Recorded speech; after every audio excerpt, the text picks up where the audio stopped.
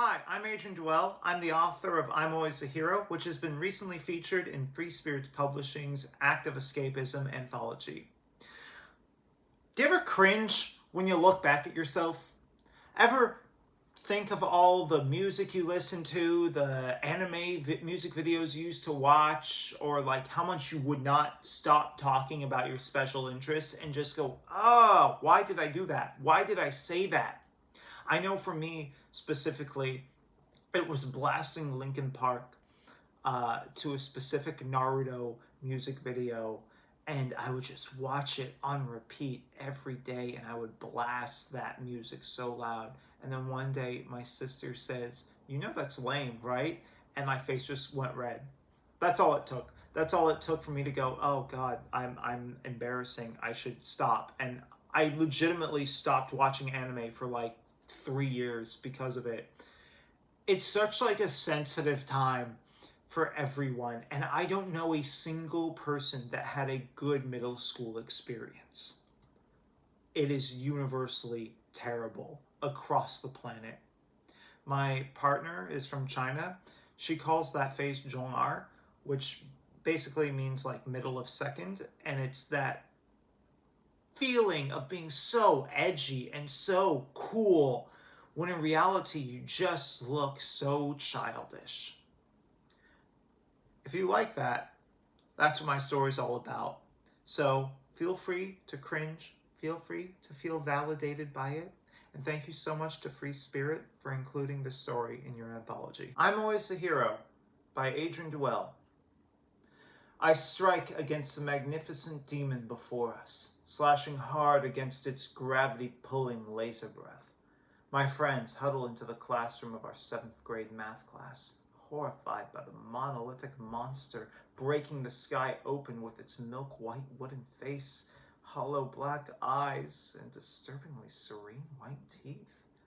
Its last attack nearly kills me, but I grab my large katana, jump high, and strike against the ghastly creature, ripping its face in two and sewing the sky shut once more. Hundreds of middle schoolers flood the field, and I land slowly back onto my feet.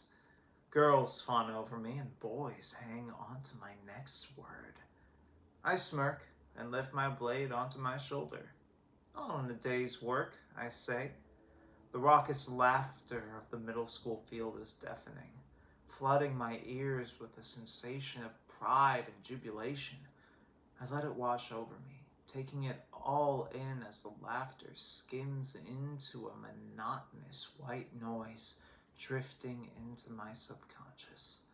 Closing my eyes, I embrace the laughter and reopen my eyes to the 7th grade math class, still laughing once more. Katrina, one of the prettier girls on campus, flushes red as she chuckles in my direction. Randy, my longtime bully, is dumbfounded by my perceived stupidity at what just occurred. I look down and hold a note passed to me a minute ago. Will you date me? Yes? No?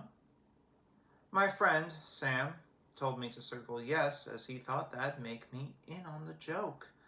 It didn't. Instead, I'm left alone at the center of ridicule by middle schoolers who thought making fun of the fattest kid in class would be the highlight of their day. Truthfully, there was never any winning. There never is in middle school. Either I say no and get the usual, "You got rejected by him" from the peanut gallery, or I say yes and get to be the center of humiliation once more. In any case, I lose. And I've become well aware of that fact. The bell rings, saving me from the cacophony before me. I pack my stuff and bolt for the door, but Katrina quickly catches up with me. Just go away, I think to myself. Hey, she says, easily keeping pace. Just letting you know, that was fake. If you get that, right? Like it was a joke? Really? Does she think I'm stupid?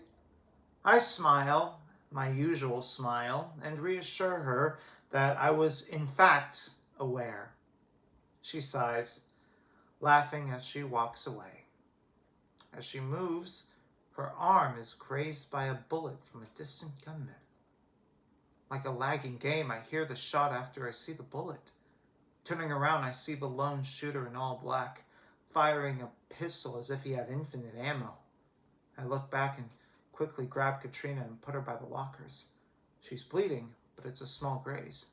Even so, she's horrified, as am I. After placing her safe by the lockers, I look back and notice the shooter is walking away from us and towards the lunch table. Contemplating the stupidity of what I'm about to do, I take in a large breath and sprint towards the shooter. He fires repeatedly, barely missing the fleeing students and staff of the field. My breath comes in heavy as I exhaust my body with every step. God, I'm out of shape. I make it close to the shooter. He hears my heavy sighs and turns to meet me. He points a gun at me, and time slows to a crawl. I realize I have two options: charge or hide. Hiding would for sure kill me, but charging would do the same. At least I can stop him. I take my chances and jump him. A shot is fired, but before I know it, our bodies are interlocked as I slam him to the concrete floor. He groans under my weight as a security guard comes in and knocks the weapon out of his hand. My classmates crowd me as the guard shoves them away. "Give him space!" he shouts. He turns around, and just then, I realize I'm bleeding out. A pool of blood stains my white shirt and grows into a large spot.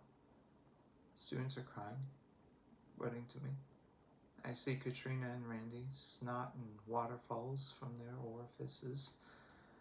"Oh God," Katrina says, "I'm so sorry."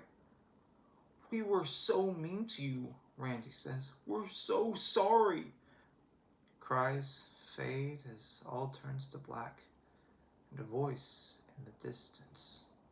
"Yo, man boobs," the voice says. I turn to see my friend Sam once more, grinning like an idiot. I look back at Katrina, making out with Randy like two lovers who'd just come back from the war. "That was hilarious," Sam says, recalling me to him. "Yep, sure was," I say. "Man, you got them good." "So funny." We go over to the lunch area, and my friends grab their food from their bags. I look at mine and see nothing. Right, it's Friday. On Fridays, I skip lunch. The lunchbox is always heavy on my back, and I figured I could use less food anyway. Realizing this, my stomach begins to growl. "You guys got anything extra?" I ask. "No," one of my friends replies. "Not for your fat ass," another chimes in. "No need to be a dick, I'm just asking," I reply. "You're always a dick to us," Sam says. "I am not," I retort. "Yeah, you are," Sam shoots up, standing over me now. "All you do is make jokes about us and then ask for favors. At least once a week you make a Holocaust joke at my expense." "Because you laugh," I defend. "Besides, you've called me a terrorist how many times? Or make fun of me for being fat? Not the same. You're just being an asshole. Get out of here. We're tired of seeing you." The rest shout in agreement. I grab my stuff and walk away, hiding by the bathrooms. This happens all the time. At least once a month, someone says something to get them kicked out of the group, and this is my turn. I'll be back tomorrow like nothing happened, and we'll continue the cycle again and again. Still hurts, though. The annoying thing wasn't getting kicked out. It was him calling me an asshole. I'm not an asshole. I just get bullied a lot. Would he be any different if he spent his entire life as the butt of everyone's jokes? He's not innocent either. None of them are. Time passes. Classes come and go. The final bell of the day rings. Students walk to the gates to see their parents at their parking lots, while I leave and walk home because I need the exercise. At least, that's the usual day. Instead, what they see when they come to the front gate is my hanging body dangling from the gates. My leather belt hung firmly around my neck. My friends and classmates are horrified at my corpse, swinging left to right. Our principal comes out, tries to untie it. He shakes me repeatedly, shouting, "Are you okay?" I break from my daze once more, realizing I'm standing in the middle of a stampede of students walking to the parking lot. The principal has a firm grasp on my shoulder and once again asks about my status. "I'm okay," I smile as I walk out of the parking lot and back home, like every other day.